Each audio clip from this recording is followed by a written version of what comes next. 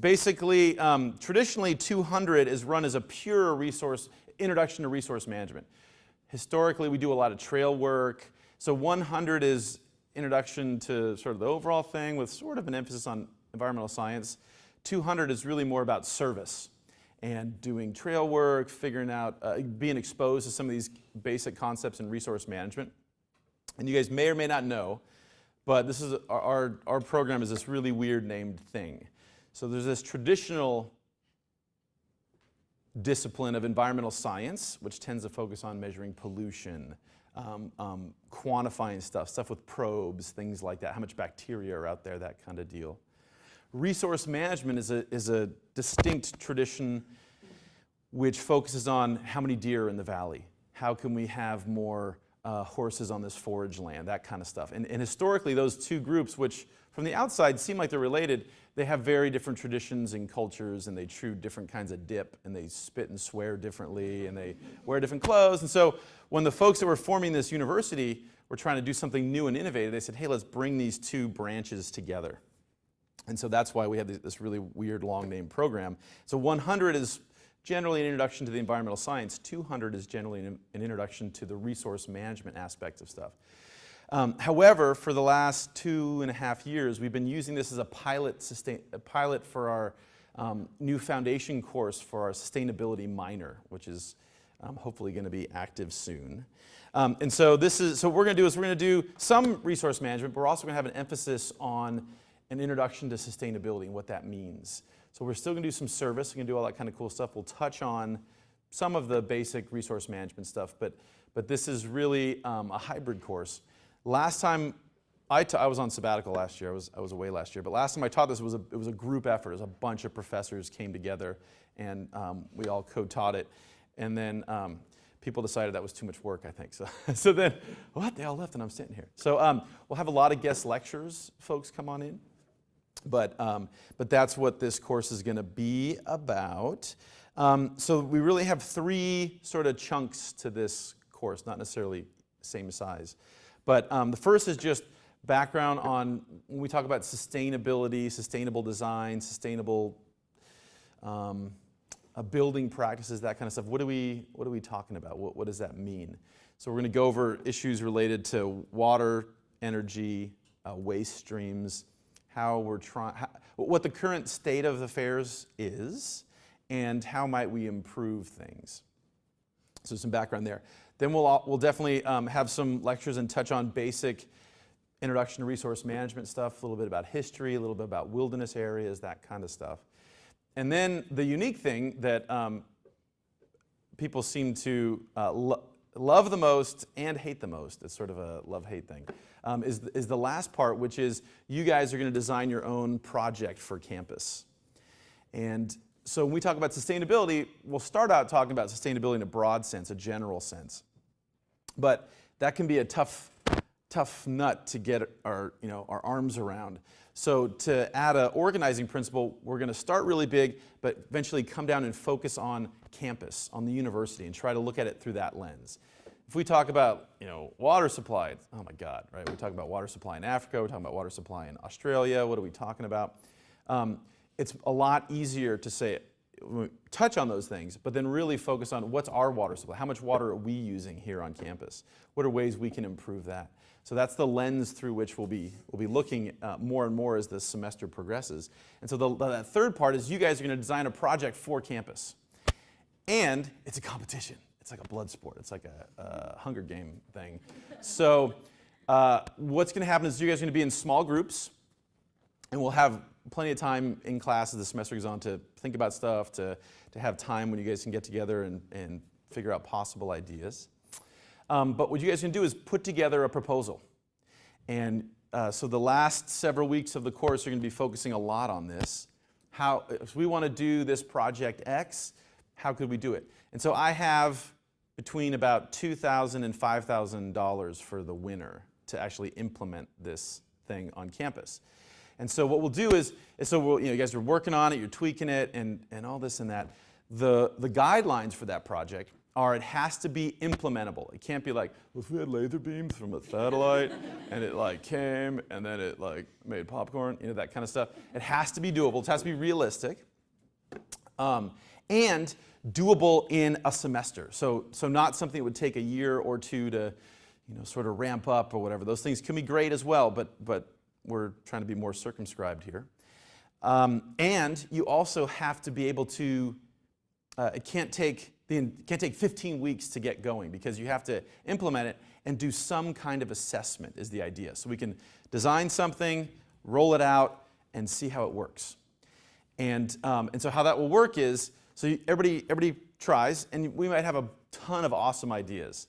And the last little bit is, so you're working with me throughout, or some colleagues or whoever throughout, and then the last little bit is you guys are going to do a pitch, a sales pitch to, grab one of those, man, a sales pitch to a panel of staff and faculty.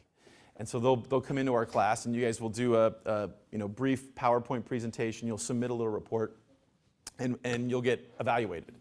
So you get a grade on that whole project. That's part of the grade. But really, whoever has the best score will have the opportunity. One, you don't have to take the final, so you get a 95% on the final. So if you're really, really striving for a perfect A, you can take the final and see if you can get 96% or something.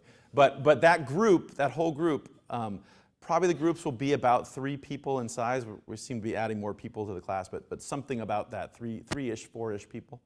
And so all those folks will be dismissed from their final, and so they'll get an A on the final. And if that's it, if that's all you guys want to do, cool, I'm out of here, boom. However, what we'll also offer is next semester, you guys can do an independent study with me, and I'll give you the money, and you guys can actually implement it. And so it's worked. So we've done this the last 2 years. Last year didn't work very well, but the first year worked really well. And I learned a lot as to how to administer this.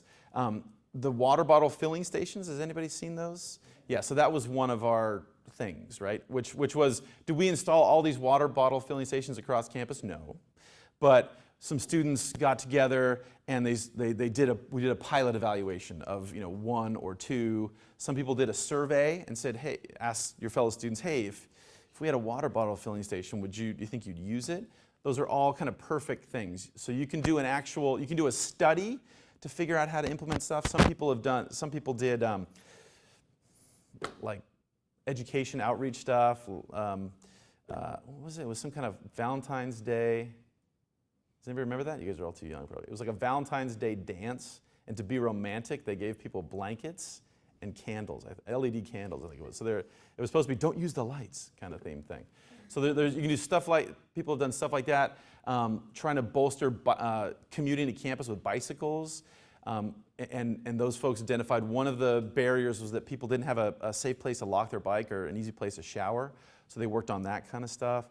So anyway, we'll talk about it. But you guys are going to be able to propose something. And again, if you're just totally done with it, you can walk away. But if you want to actually go the next step and implement it, we actually have funding for that. So those are the 3 kind of components, general components of the class. Okay, so I think everybody's here now. So let's take a quick, again, the full syllabus will be online by Wednesday, probably by tomorrow in reality, when everything activates with our Blackboard site.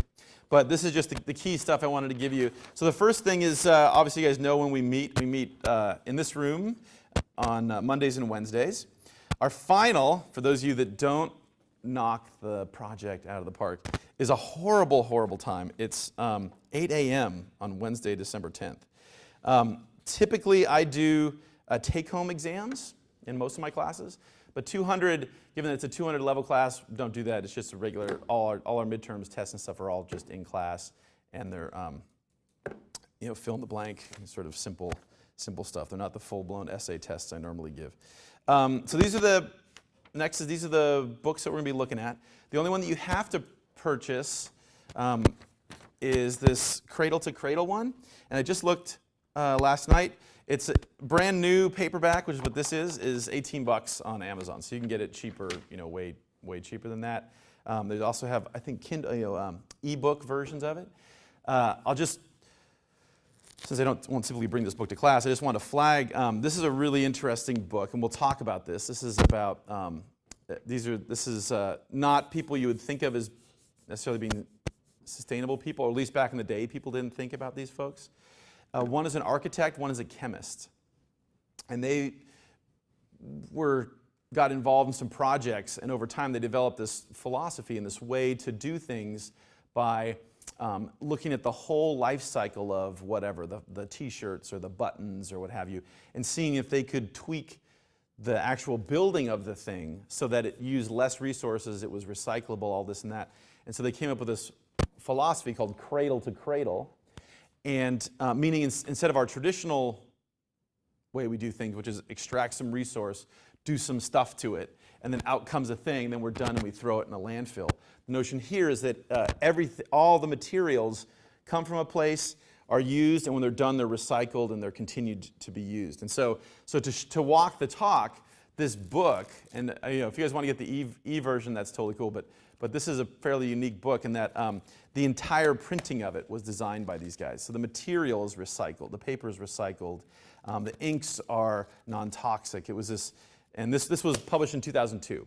So that's not necessarily massively unusual in 2014, but more than a decade ago, it was a crazy thing to generate this book. So anyway, this is the one book I'd like you guys to buy. The rest you don't need to buy. There either are links here, and again, when I have the site up, you can go ahead and just click through this. You don't have to copy these down, but either links to, yeah, they're all links. They're all links. They'll either be on our Blackboard site or you can click through to link to these guys. And then we'll have all kinds of other readings about the specific topics as we're going along. Also, so I'm recording this. Most of our lectures I'll record, and they'll be up in various ways for you guys to review later if you miss class or you want to just go back and look at something. And so those sites are there. So we have an iTunes U site, a Vimeo site, and a YouTube site.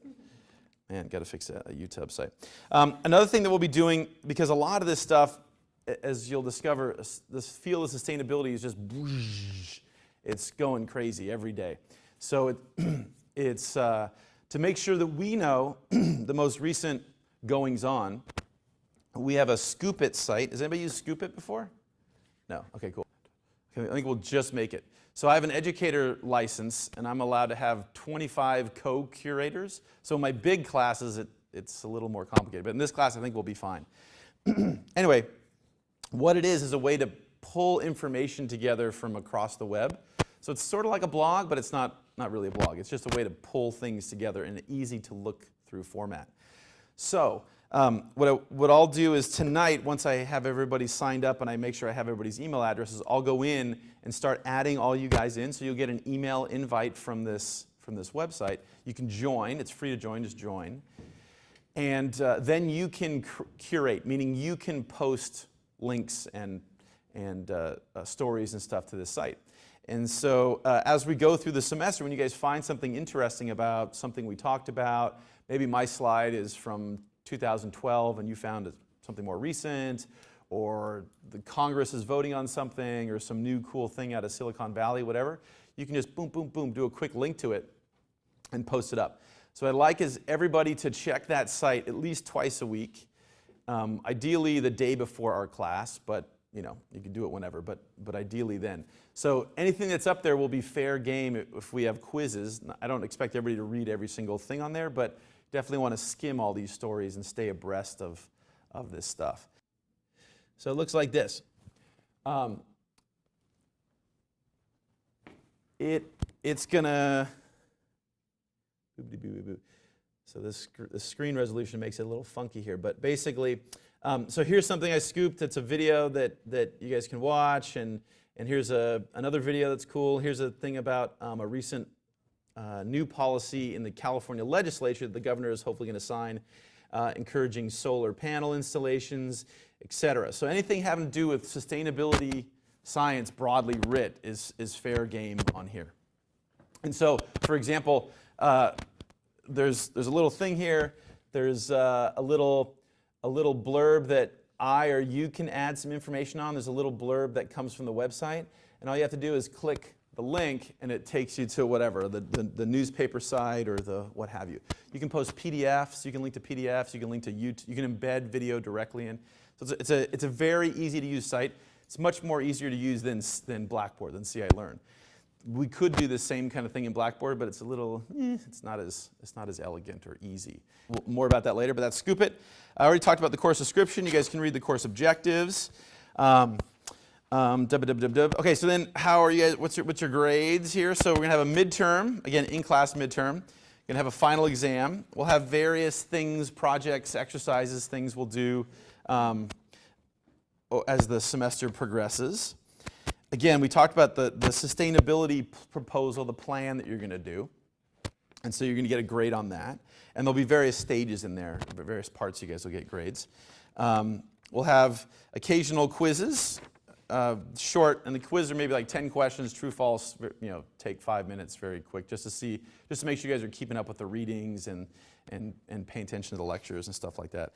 And then participation. So a lot of this stuff will be a good amount of this stuff will be a discussion format, because we don't know how to save the world, right? We don't know how to make everything perfect. So this is a lot of giving you guys examples, giving you guys illustrations, showing you stuff. And then how do we go from here? And so there's a lot of discussion and talking. And so a key for you guys to speak up, right? Not everybody has to speak up every single time, but this is a participatory class, so do that.